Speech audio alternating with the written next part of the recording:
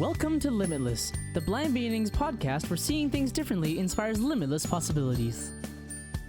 This podcast is being brought to you by Blind Beginnings, an organization based in Vancouver, Canada, that supports children and youth who are blind or partially sighted, along with their families. Limitless was created in order to inform, educate, entertain, and share stories from within the blind and partially sighted community in order to show the world that the opportunities for those who are blind or partially sighted are truly limitless. And now, it is my pleasure to introduce you to your host, the Executive Director and Founder of Blind Beginnings, Shawn Marcellet. Welcome back to Limitless, the Blind Beginnings podcast. I'm your host, Shawn Marcellet. Thank you so much for joining us again this week. My co-hosts today are Ishita and Leena, who's one of our newest youth leaders. So welcome to the podcast, Ishita and Leena.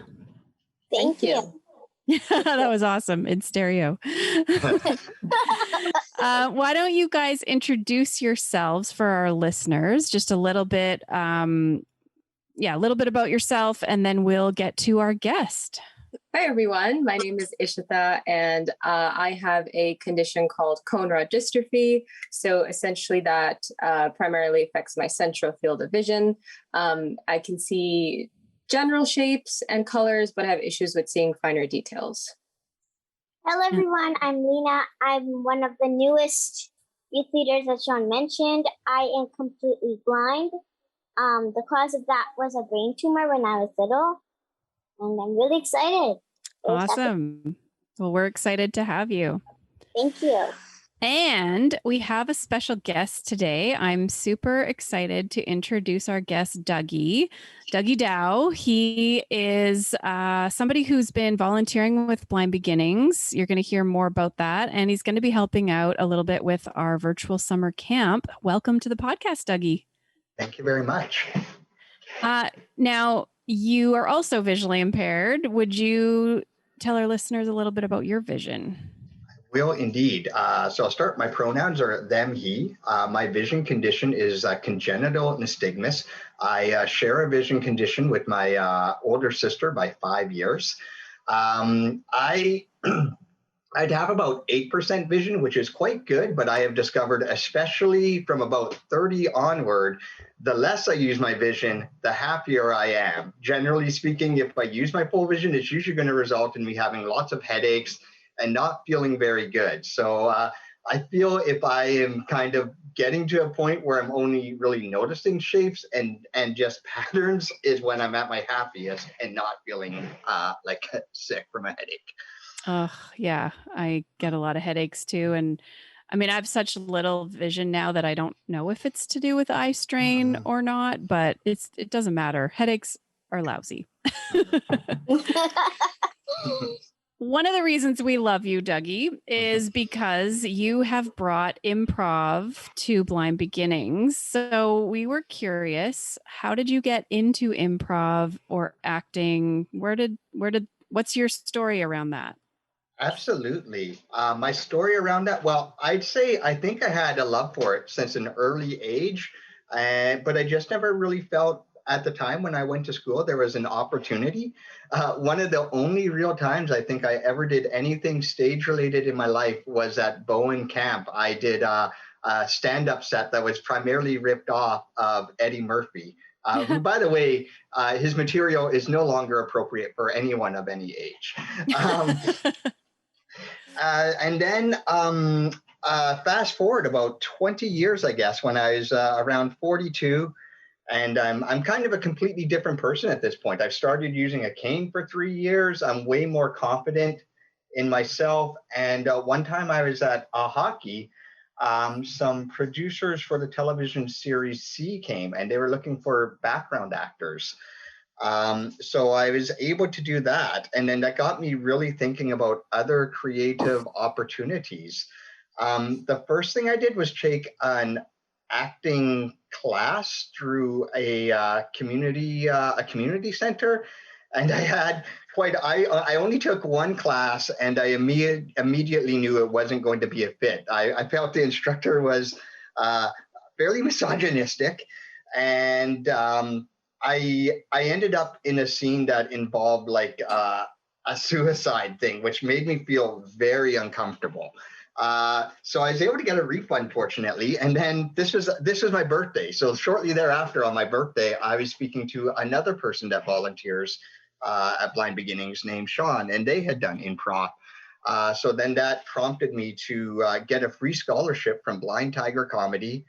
And now 2 years later, and probably like 200 hours of improv classes later, that's how I've gone to where I am. I've just completed the short form part of the program. So now I'm about to enter long form.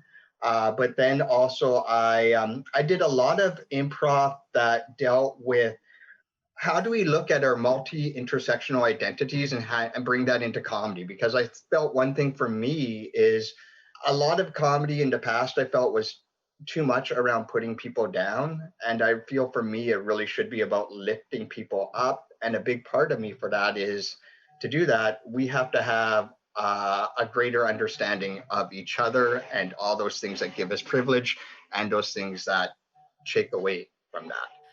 Ishita and Leena, have you had any acting experience? No, nothing. No, not at all. I am a person that cannot act at all.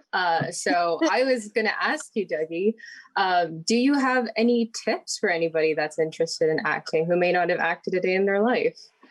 Just for our listeners and just for me personally, because I'm really interested to hear what you have to say about that. I think there can be surprising, this is where in some ways I find improv greater than acting, especially when you're visually impaired, is because I still find like reading and memorizing a script to be really difficult for me. Whereas improv allows you to just kind of make things up in the moment, but you can have, through that, you can start to develop how to do characters, which can be simple things like just changing your voice and you can sound different, making it higher. So there can be a lot of different ways that I feel you can still have that expression of acting and playing characters without having to go through a traditional way per se. I have very minimal experience with acting, but I was in a couple of school plays, like back in elementary school. I had a part that would maybe 2 or 3 lines, but I think a terrible actor. I'm much better. I feel like I can be funny in real life, but when I try to be, it doesn't necessarily work. It's really hard. Not easy. That is one thing I learned definitely from being on a set. And I think where I was most impressed with the different actors is just how they can say line after line and sound the same. And I'm like, oh, this is how it's a real skill set. You are able to kind of embody this person for a long period of time. Yeah. And not sound like you're reciting something, right? Exactly. Yeah. So Dougie, I remember attending one of your shows that you invited me to not too long ago, actually. And I was wondering if you could describe that a bit to our listeners as to like how the process worked and just in general where you come up with the idea of having that show. Yeah, absolutely. So that show was the theme. It started out as one thing and then changed. I knew I wanted to do something with puppets, and I wanted to do something that involved my therapy journey. And I really love David Letterman. So originally my concept for that was some kind of like Mr. Rogers, if Mr. Rogers and David Letterman pitched a improvised show to Brene Brown. What? It's kind of how I was thinking. I love that quirkiness and uncomfortableness from David Letterman. I love how, like for me, Mr. Rogers was probably at a time where there weren't a lot of positive male role models, was one. And then just I love Brene Brown. That kind of adapted more into like thinking I have these puppets and then realizing I'd really like to share like stories about different forms of blindness and how could I do that? And I'm like, well, puppets, I could just create characters. This is a great way I could maybe tell some of these stories.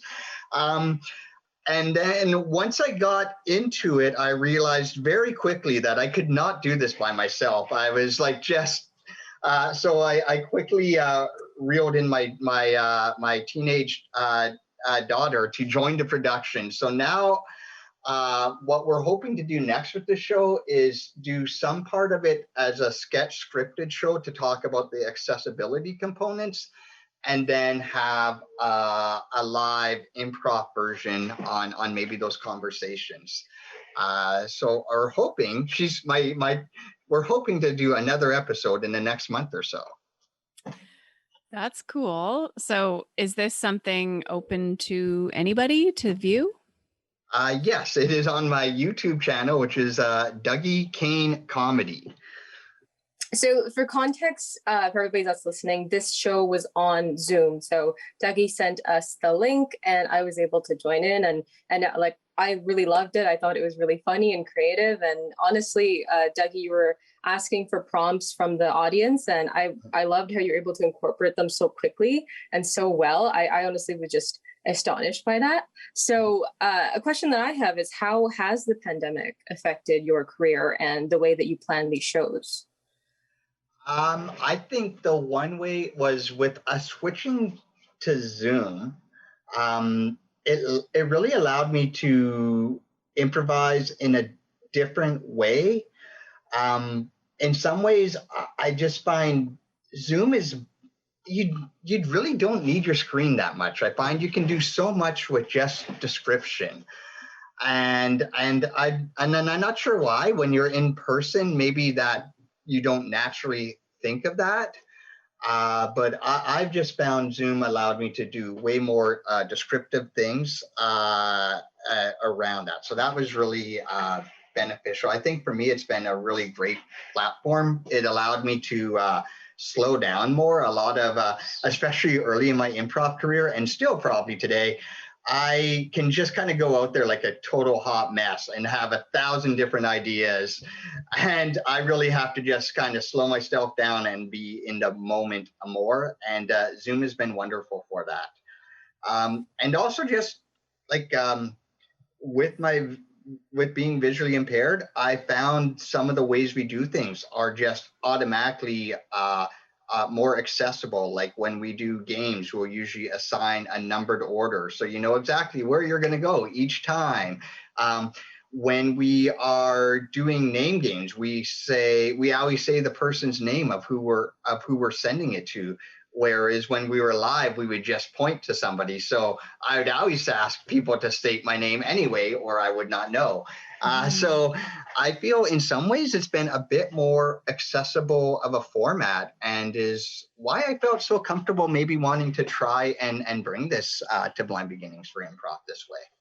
Yeah, that's so cool. And I wouldn't have thought that improv could be done virtually, because every time I've done improv games, they're just so physical. You know, often you're acting something out and then someone steps into your body position and takes over. And I don't know, just, I guess they're not always visual and active, but a lot of them are. So yeah, good for you for figuring out how to do that virtually. Well, let's talk about the volunteering. Why did you want to volunteer with Blind Beginnings? Well, I was on a 3-year work sabbatical for quite some time, and I was really looking for something to fill my time. I think also I feel Blind Beginnings has been in a subculture of my life for quite a while. Just knowing a few people that have been involved with the eclipse made me want to join. But also, as now my child is a teenager and I have more time, I really wanted to devote more of that to helping out. And just from immediately my first time with creating connections has made me like realize this is going to be like a lifetime volunteer opportunity for me, because I'm already excited about kind of seeing where our youth are now and seeing where they are as adults. And kind of, I get some idea of that from my past friends who were with the program. But I think really kind of seeing that and just getting to see that growth is probably one of the most rewarding things that I can think of. Oh, I'm really happy to hear that. that you're planning to stick around for, did you say a lifetime? Did I hear that right? Yeah, you did. So, Leena, I know you've participated in creating connections. So any feedback? How has it been for you? Yeah, it's been really fun, and honestly, it's really getting to be creative. Were you there when we did the improv night? I think you were. I can't remember, but I do remember a few sessions when Dougie was there. Mhm. So I think I was there. Yes. And Ishita, you've done some volunteering for creating connections and worked with Dougie. Yeah, no, it's honestly so fun. The past 3 months, Dougie and I, alongside another youth leader, Nika, we were kind of creating connections as a team, and it was just so wonderful because Dougie brought in his enthusiasm and his creativity with everything that we did, and it was really cool to see that. I think I wasn't at the improv night, but personally, I thought it was really interesting that. And amazing that he's bringing improv to like a new generation that I'm sure, because when I was younger, I didn't know what improv was at all. No one talked about it. They just talked about the typical drama acting. So I'm really excited that a new generation is being exposed to it. And Dougie, thank you for that. So this summer, August 16th to 20th, Blind Beginnings is putting on a virtual camp for our children, youth, and families. So every morning that week, there'll be an activity for kids 12 and under. Every afternoon, there'll be an activity for teens. And then every evening, there'll be a family activity so the whole family can participate. And on Thursday, the 19th of August, that afternoon for our teens, Dougie will be leading a 3-hour improv program. So can we get a sneak peek? Have you planned what you're going to do with us? We don't want to give it all away, maybe, but, just make people excited to come. Sneak peek, absolutely. I definitely have a plan. I think I want to kind of introduce some of the core fundamentals in improv, which one of the biggest and simplest ones is yes and, which all that means is if I offer a suggestion, you say yes and. And you just kind of copy. And that's really how you build a scene, is just forming agreement. That's really what improv is kind of how can we come to an agreement to make something. So I'll start by giving some building blocks, some simple tools. We will have some improv games, and then we'll get into doing some improv scenes. And I like to think of these workshops as as an introduction. What it's like to get your toe wet into improv. And if you are close to an adult, would this mean that you might want to see about getting an accessibility scholarship from Blind Tiger Comedy? I personally feel that's probably the most accessible place to do comedy in the city, through Little Mountain Gallery. It's really something that they do every year. Or would you like to, if you're in high school, do you want to get more involved through the drama or doing a play? So for me, this is hopefully a way for us to build confidence that we can definitely do this and that we can allow ourselves to be creative and vulnerable. I imagine doing improv is kind of like a muscle that you're practicing, like thinking on your feet. It must help you in your everyday life as well. Absolutely. So especially for myself over the last year or so, I have tried to pretty much eliminate screen time completely. I maybe allow myself like 1 hour of television a day, but other than that, I really want to try and be doing creative things. So either just making up characters, or various forms of writing, or I also I play guitar, so I'll practice like that constantly. But I find, especially with the improv games, they're all generally trained to allow you to react quicker. And I think when you train that skill, when things unexpectedly happen, you're more prepared. And as blind individuals, things always are going to unexpectedly happen to us. So I think it's a great muscle to work on. My question is for you, Dougie. What have been some of the challenges for you when you have been pursuing your acting career?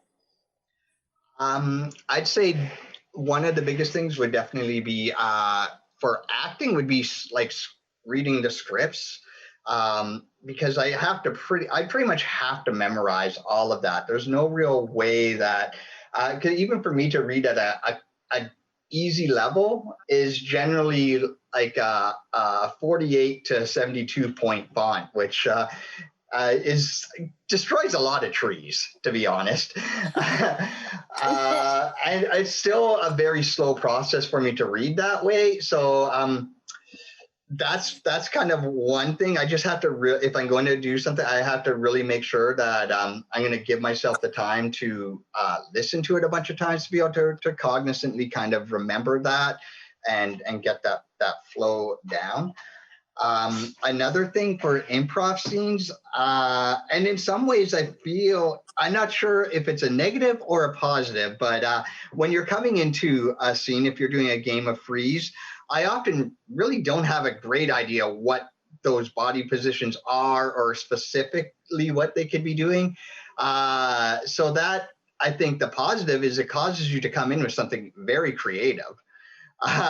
But the only real is sometimes if you are with a scene partner that may not be able to react quick enough and you do something that's jarring, then, or a change, then that may be a negative part. But I found just in general, having that ability, it causes you not to think as much, which for improv is even better. Wow. That would be amazing. I feel like that takes a lot of guts to say freeze when you don't even know what the position is going to be that you're walking into. Like, yeah. I don't think I could do that. That's nerve dropping. When I've played that game, I always wait until till the dialogue kind of cues what is going on. Like, oh, I'm mowing the lawn, and then I can picture what would that look like, and then I'll say freeze and jump in. But if it's some obscure just sound effects and I don't know, I'm like, nope, not joining. Not joining. So another question for you, Dougie, is what have been some of the biggest challenges for you as a visually impaired person? Some of the biggest challenges for me as a visually impaired person would be, well, part of it was myself. I didn't decide to use, and this is something I've really been cognizant and thinking of a lot more lately. I didn't decide to start using a cane until about 40. I really strongly believe now that I wish I started using a cane like from at least 5. I wish somebody just gave me a cane, because I think that would have made being able to talk about my visual impairment much easier, interactions much easier. Sometimes I've noticed within our own community, there can be a reluctance to use a cane when you have perceived higher vision. I'm doing air quotes there because I don't know how you can have higher vision but still be legally blind how easy I find an oxymoron. So that's, I think getting over our own fear sometimes around that, about identifying our blindness. So that took me a long time to do that. And I felt since I have, my life has become better. I really wish I didn't wait till 40 to do that, because I am a significantly more confident person. All of these creative pursuits I really didn't start doing until I started using a cane. I just didn't have that confidence to go to, say, an improv theater and have to try and discuss all of this. Whereas it just immediately, this person is blind or has a visual impairment. We understand it. So that's, and then I'd say the other part would be in employment. Unfortunately, though, workplaces are still, generally speaking, horribly inaccessible. I would say if you are a person who is blind, I cannot emphasize enough, you definitely want to go to university and get a career that maybe I find that allows you not to kind of be in that position where, like for me, I've worked in corporate careers generally my whole life, but they are also some of the least accessible places. So I'm always like, go to school and become a massage therapist, or become a clinical counselor or something of that nature, where I think those skills, you're not forced to be in that situation where it can be difficult, where you're then put in a position where you have to kind of do a job where you're not necessarily feel is the most accessible, but also, at least currently, to force a lot of change is really difficult, and that can cause a lot of stress. So finding a balance of just making the best of it and trying to slowly push change can be the best for your mental health long term. I can certainly relate to the using the cane. I wasn't quite 40. I was probably closer to 30, but for me, it was that it was a couple things, but my vision kept getting worse and it almost forced me. And then once I realized, oh man, life is so much easier when I just use my cane and I don't have to pretend that I can see or like it's really hard being partially sighted. I feel like, I mean, being low vision or no vision is hard. It has its hard things too, but in that, like, in between of you're not sighted, but you're not blind, but you're somewhere in between, and people don't understand, right?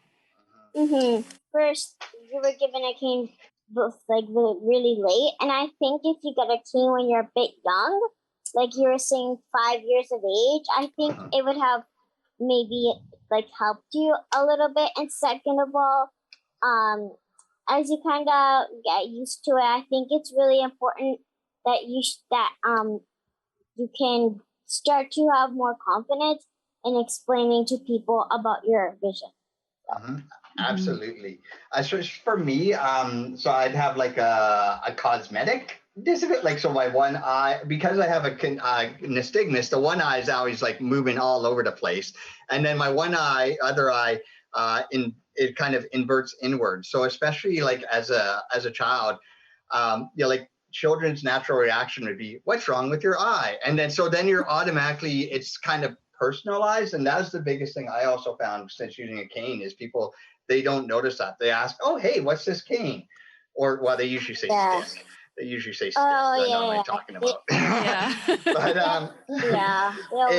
it totally depersonalizes it. And then I feel you're just able to actually go into that conversation, which is very lovely. Yeah, then you feel a bit more comfortable, right? Like, yeah, I get that feeling too. Dougie, I can absolutely relate to what you're saying. My vision is, and Shawn, like you were saying, in between not sighted and not fully blind. And I didn't get my ID cane. It's not a mobility cane. It's a lot thinner, and you don't use it to sort of move it around on the ground. It's just meant to identify that you have low vision. And I didn't get that until I was in grade 12. So it was always quite stressful for me. And one thing I had in my head was like, how am I going to navigate university when I don't know the campus? And it's I had a lot of worries about that. And my O&M instructor gave it to me, and he's like, this will definitely help you because people will see that you're visually impaired, and it will help gear the conversation towards that. So don't have any like stress in your head. But I still did until I started using my cane. I noticed that people, had questions like, oh, what is that? And you got into the conversation about blindness being a spectrum and educating them on that aspect. But people were a lot more receptive to it. And they were just like, okay, like they didn't question anything, which when I didn't have my cane always happened to me, because when I would look at people, my eyes kind of moved to the side. So they're also like, what's wrong with your eyes? Like I got that all the time too. So I can absolutely relate to what you're saying there, Dougie. Yeah, I also got that when I was a little kid. People would be like, oh, what are you holding? And what's wrong with your eyes? Like, can't you see? And then, yeah. Humans are curious, but it can be, in the moment, they don't always know how to phrase a question in the most sensitive manner. Yeah, I always thought that feeling too. So this is, I don't know, I don't usually do this, but I feel like we could use this as a learning opportunity. So if somebody does see you or anybody out in the world with a white cane, what is the best way to approach or to question? I feel like always ask in the form of a question. Like, may I ask, what is that? If you don't know the term, you may use stick the first time. What is that stick? How do you help, you move around or things like that? I love questions like that. what is scary, what please don't do, please don't grab my cane, please don't help me across the street, please don't just offer assistance without asking. Those are more that I don't like, but absolutely just ask a question if you have one. I feel totally comfortable doing that versus say just giving a statement or something of that nature. Yeah. What about you, Ishta? I agree. I agree with Dougie. Definitely don't grab. Please don't grab. Please don't do anything without verbalizing first, because generally, at least me, I kind of think that I'm in danger immediately. So if you ask, what is that? Or what are you holding? Or anything of that sort, I think that's great because it's a learning opportunity for the person that's asking and for me to get to educate someone. And I was going to say that I love that you incorporate your blindness into your acts, Dougie, because I think it's a really great learning opportunity for people that may not know anything about blindness. Seeing it on stage is like a whole other aspect. I feel like it's wonderful, and I think I love when you incorporate it into your show that I attended. So I do have to say that's a great way to educate someone as well. Yeah, in kind of a lighthearted, fun way, right? Mm-hmm. Like we can make fun of it. That's fine. To like, if we want to make jokes, like that's totally fine. It's not always a bad thing. It's not a, I think that's also highlighting something there as well. So I think one way I would like people to ask me would be like, can I please ask, what are you holding and what is it for? Maybe. Yeah. And then, and I agree that if you kind of put it into a question and then people realize that when people ask you, you feel a bit more comfortable sharing your vision, then it's really a learning opportunity. So. Yeah, I totally agree. I think the important thing for people to realize is that you might be the fourth person that's asked us that day or that route or in that particular bus ride. So if we don't smile with great appreciation at your question, it's not you, it's just that we've had to answer that a lot. But that doesn't mean you can't ask, just important to note. So, Dougie, what are your goals for the future in terms of acting and improv? Where do you hope to go with this? For improv, I'm hoping my goal is through Blind Tiger Comedy. They have something called house teams, which is like I think in terms of sports, it's like if you make a rep team. I have to complete the long form program, so my goal would be to try and make one of those teams in 2 years. That'd be amazing to. I especially because I'm older. I'm 45 currently. So normally I've realized most people that do this improv are half my age at least. So I feel though I do one thing I do like is that that's something that a Blind Tiger Comedy has recognized, that there is really a lack. We need way more voices for people that are older, obviously Indigenous voices, people of color, women. People over 50, people not in the greater Vancouver area. And that's sort of where amazing thing about Zoom is we can and have all that. And the other thing is, I think, as I was talking about multi-intersectional identities, I think incorporating all of that, but also blindness. So that's what I would love, is just to have more people in our community kind of regardless of where they are in their stage of life, want to be a part of the comedy scene, because I think that's how we can really be a positive way to share our stories and just allow society to learn more about how we're the same and how we're different. As we are in Vancouver, Canada, we're kind of opening up again. Our restrictions are being reduced. Is Blind Tiger Comedy going to continue Zoom programming and in person, or one or the other, or both? My understanding is, so right now they are doing mostly online digital classes. But they opened up, I believe it was 4 or 5. It was called open air classes. but it's Oh. not in one of our traditional theaters because those would be way too small. Like the normal place where we did improv before was a place called Little Mountain Gallery, which is off of Main Street and 27th Avenue, and it probably legally cannot hold more than 50 people. Okay. So if you take a social distancing, and I think that's being very liberal. I think realistically, it probably shouldn't hold more than 20 people. Okay. So where they are now, they're in this warehouse, and it has like open doors. So everyone is exactly like, I think 10 feet away. And these are actually what they were doing for their reopening plan is some of the things I was thinking of wanting to incorporate.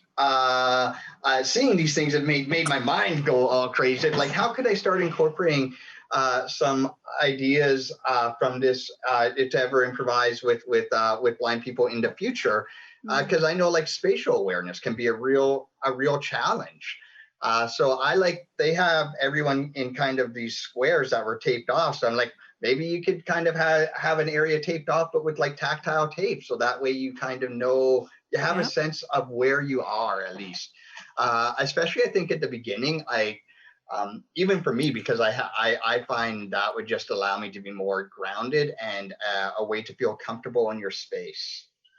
Yeah, I love that. I mean, in goal ball, we have string under the tape so we can feel under our shoes where our designated area is that we're defending. So something like that definitely could work because you don't want to be like so engrossed in your improv that you walk right off the front of the stage or something, right? No, exactly. Oh, no, that'd be awful.